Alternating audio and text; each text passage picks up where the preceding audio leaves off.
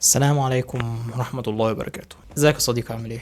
والله انت بقالنا كتير ما تقابلناش، بقالنا كتير ما قعدناش القعدة دي واتكلمنا وكده.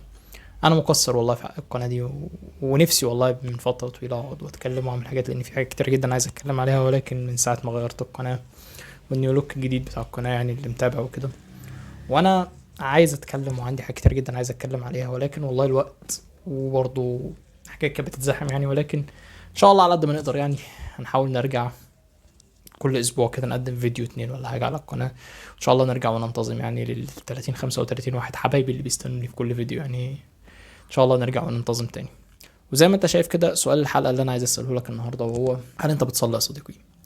لو بتصلي فربنا يا رب يثبتك ويثبتنا جميعا، ولو ما بتصليش فانا عايز اقول لك والله العظيم انت مضيع على نفسك نعمه مش طبيعيه. لو انت ما بتصليش فانا بس عايز افهمك ايه هو اللي شغلك عن الصلاه. الناس اللي بتقول لما تيجي تسالهم، بعض الناس او بعض الشباب كده لما تيجي تسالهم انت ما بتصليش ليه، يقول لك والله اصل انا بنسى، والله اصل انا مش ساعات ما بتروح عن دماغي، بتروح عن بالي. والله العظيم العذر ده اقبح من الذنب، يعني هذا عذر اقبح من ذنب حرفيا. اصل انت ايه اللي يشغلك عن الصلاه؟ ده معناه ان انت مش حاطط الصلاه اولويه في دماغك. والكلام ده انا ممكن اصدقه مثلا لو انت عايش في دوله ما فيهاش اذان، في الخمس صلوات الاذان بيدن بيفكرك بالصلاه، وحواليك لو انت عايش فين على الاقل هتلاقي حواليك جامعين، فانت مستحيل فكره ان انت نسيت الصلاه دي او ان انا نسيت. كذلك كمان ان في ابلكيشنز على الموبايل انت ممكن تنزلها يفكرك بميعاد الاذان، فهتلاقي كل شويه يفكرك. ولو في ابلكيشنز كتير ممكن اللي هو كل شويه يقعد يفكرك إن لو انت ما صليتش والكلام ده.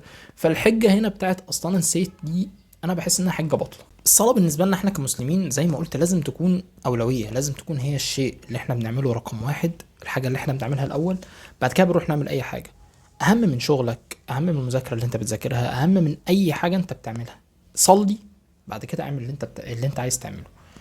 لو في ذنب انت بتعمله مش عارف تبطله، صلي. لو في حاجه انت نفسك فيها وعايز توصل لها، صلي.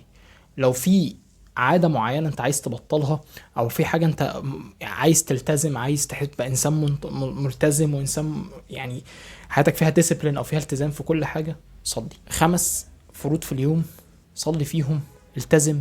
هو ده اهم حاجه عندك. ربنا سبحانه وتعالى خلقنا عشان نعبده. لما ربنا سبحانه وتعالى يجي يسالك في يوم من الايام انت ما كنتش بتصلي ليه، ساعتها اي حجه هي صعبه جدا. يعني اي حاجه انت هتقولها هو في الاثبات ان انت لا انت بتتحجج. الصلاه دي هي رقم لازم تحطها، هي الاولويه رقم واحد بالنسبه لك. الرسول عليه الصلاه والسلام كان بيرتاح بالصلاه. لما كان بينادي سيدنا بلال عشان يأذن كان بيقول له أرحنا بها يا بلال. فعلا الصلاة فيها راحة. انت لما تبدأ تصلي وتبدأ تفهم كمية الراحة النفسية اللي انت بتشعر بيها لما بتصلي، ان انت واقف بين ايدين ربنا سبحانه وتعالى، واقف بين ايديه بتطلب منه. يعني انت متخيل انت واقف بتطلب من ربنا؟ يعني الغي بقى الدنيا كلها، الغي هموم الدنيا كلها، الغي كل حاجة انت بتفكر فيها. كل الهموم وكل الحاجة بتنتهي بتقف اول ما تقول الله اكبر، تبدأ تصلي. كل هموم الدنيا اللي عليك بتبدأ ان انت تنساها. خلاص انت واقف بين ايدين ربنا.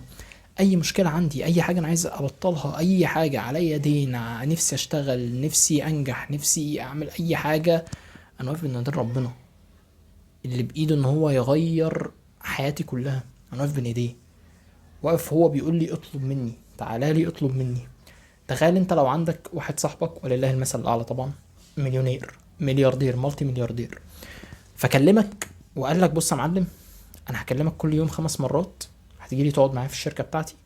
خلاص، مجرد بس ان انت هتيجي تتكلم معايا وتقول لي انت عندك ايه هم وكده، وانا هساعدك 5 مرات في اليوم.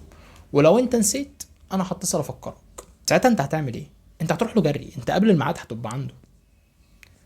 ما بالك برب العالمين اللي بيده كل حاجه، اللي في لحظه، في رمشه عين والله العظيم يغير حالك لافضل حال. انت متخيل ان كل حاجه انت بتحلم بيها، كل حاجه انت نفسك فيها، كل حاجه انت عايز تحققها، ما بينها وما بينك سجدة، ركعة واحدة لله تحقق لك كل اللي انت فيه. كل حاجة متعطلة في حياتك انت شايفها متعطلة، متعطلة بسبب ان انت ما بتصليش. لو انت ما بتصليش كل حاجة انت حاسس ان انت بعيدة عنك، حاجات انت حاسس انها مش هتتحقق، حاجات انت حاسس انها مستحيل انها تتحقق، مستحيل انها تحدث، كل ده ممكن يحصل بس عشان انت تلتزم وتصلي. والله يا جماعة الصلاة دي معجزة، معجزة رهيبة، راحة نفسية. انا بس عايزك تتخيل فكرة ان انت واقف بين ايدين ربنا. ما تفتكرش ان الناس اللي بتصلي دي هي ناس ما بتذنبش، ده مستحيل. عايز اقول لك ان الامام اللي بيصلي فيك ده هو اكيد بيذنب وبيعمل ذنوب، ولكن الناس دي تحدت نفسها وتحدد ذنوبها وتحدد كل حاجة وقهرت كل ده ونزلت برضه تصلي. بتروح لربنا بكل همومك، بكل ذنوبك، بكل الخطايا اللي انت بتعملها، وبتقول يا رب اغفر لي، يا رب انا عبدك، فانا ماليش غيرك، فيا رب اغفر لي. ما تستناش، ما تقولش اصل انا زي ربنا مش هيغفر لي، انا لا انا بعمل ذنوب، انا مش عارف ايه، انا اكيد الناس اللي بتصلي حاجه تانية، انا بقى ان شاء الله لما ابطل اللي انا بعمله ده بصلي برجع اصلي تاني. مفيش حاجه اسمها كده، مفيش حاجه اسمها كده، ما كانش حد صلى والله العظيم. بقول لك الامام اللي بيصلي بيك ده لو فكر بنفس التفكير اللي انت بتفكر فيه ده مش هينزل يصلي اصلا. كلنا بنذنب، كلنا بنذنب. قوم نفسك، حاول ان انت تتحدى نفسك. لا انا هقوم اصلي، لو الدنيا حر وانا حران ومكسل هقوم برضه اتوضى واصلي، لو الدنيا ساقعه وانا متلج ومش قادر برضه هقوم اصلي. ايا كان الحاجه اللي انا فيها دلوقتي انا هقهرها، انا هقضي عليها، انا هقاومها وهقوم برضه اصلي. خلي الصلاه بالنسبه لك اولويه، ما ينفعش يعدي عليك اذان. واكسر في نفسك كمان وانزل صلي كمان في الجامع، لو انت راجل انزل يا باشا صلي في الجامع كده، وقف بين ايدين ربنا واسمع القرآن يعني. ده طبعا يعني الصلاة في الجامع فضلها قد الصلاة دي 27 مرة، متخيل؟ يعني الصلاة في البيت اللي انت بتصلي في البيت اجر الجامع اكثر منها 27 مرة. ده غير ان انت وانت واقف كده وسط الناس يعني بتديك روحانيات وبتديك شعور رهيب والله العظيم. فكرة ان انت واقف كده، فكرة ان انت اصلا في 5 مرات في اليوم انت بتنزل الجامع، تروح الجامع وتحاول وتعمل وكده، ده بيديك التزام، ده بيديك عقيدة عندك كده ان انت خلاص هي دي الصلاة، هي دي الحاجة اللي انا بعملها، هي دي الحاجة اللي انا اتخلقت عشان انا اعملها. الناس اللي بتصلي دي ما بتصليش ان هم ناس جامدة وهم اللي راحوا وهم اللي عملوا هم المسلمين. انت ربنا اختارك من وسط الناس عشان تقف بين ايديه. ربنا يحب ان هو يلقاك فاختارك عشان تصلي. فيا انسان اللي ما بتصليش، انت متخيل ان انت من الناس اللي ربنا ما اختارهمش عشان ما يقفوش بين ايديه؟ والله العظيم كبيرة، والله العظيم انت لو فكرت فيها هي كبيرة. لما تقف كده مع نفسك وتقول هو انا فعلا ربنا مش عايز يقابلني، ربنا مش عايز نقف بين ايديه، لا والله العظيم لا، ده انا لازم بقى انزل واحاول واقوم نفسي واعمل وكده، ده لازم. هو دي العقيدة بتاعتنا احنا كمسلمين. عايز افكرك في سورة ممكن يكون كثيرا مننا حافظينها، سورة المدثر. ربنا سبحانه وتعالى بيتكلم عن اصحاب الجنة، بسم الله الرحمن الرحيم: إلا أصحاب اليمين في جنات يتساءلون عن المجرمين ما سلككم في سقر قالوا لم نكن من المصلين. فاول حاجه اتكلموا عليها ايه؟ لم نكن من المصلين. ما قالش اصل احنا كنا بنقتل وكنا بنعمل وكنا بنسرق لم نكن من المصلين. فدي اول حاجه رمتهم في النار، اول حاجه هتسال عليها لما تنزل القبر، اول حاجه ربنا هيسالك عليها هي الصلاه. فانت ازاي شايف انت سايب كل ده ومركز مع ايه؟ مع دنيا، مركز مع شغل. مع الشغل ده مين اللي اداهولك؟ ما هو ربنا، ما هو قادر ان هو ياخده منك، قادر ان هو يرميك من الشغل ده. مركز مع ايه؟ قاعد بذاكر. طب ما الامتحان اللي عندك ده ما هو ربنا هو اللي بيوفقك، ما انت ممكن تذاكر وتروح الامتحان وما تعرفش تحل، فمأجلها عشان ايه؟ اصل بتلعب، بتفرج على ماتش، بعمل مش عارف بعمل ايه، بتفرج على فيلم، قاعد مع اصحابي، قاعد بس احنا في قعده حلوه، قاعده مش عارف يعني. انت شايف إيه الحجج؟ رقم واحد الصلاه، ثم هعمل اي حاجه. تسمع الاذان انزل صلي على طول، اتوضى وانزل صلي على طول. الا لو في ايدك حاجه مش هينفع اسيبها دلوقتي وانزل اصلي، خلاص دي ساعتها خلص الحاجه دي معلش وبعد كده بنزل صلي على طول. بس الصلاه تبقى الاولويه. بتتفرج، مش قاعد تتفرج على ماتش مثلا تقول ايه لا ده انا هنخلص الماتش بس واصلي على طول. ما ده من مداخل الشيطان بيخش لك من هنا. طب بس خلص اللي في ايدك ده، طب بس كل اللقمه دي، طب بس نشرب كوبايه الشاي، طب نريحه بقى 5 هوب تلاقي ايه الاذان التاني اذن عليك. طب ماشي هنعمل كذا كذا، تسوف تلاقي نفسك على السرير نايم وما صليتش ولا فرض النهارده. حاسب نفسك، حاسبوا انفسكم قبل ان تحاسبوا. اقعد مع نفسك وتكلم، انا ليه ما بصليش؟ انا ليه مضيع الصلاه؟ وخلي في سؤال عند نفسك كده، انا ليه ايه الفرق ما بيني وما بين الناس اللي في الجامع دي؟ هل هم احسن مني؟ هل هم اقرب مني الى الله؟ والله العظيم ممكن يكون الفرق ما بينك وما بين الشخص اللي دخل صلى في الجامع ده هو ان هو خد القرار ان هو يصلي، هو ان هو خد القرار وان ربنا وفقه طبعا قبل اي حاجه ان انا هدخل اصلي.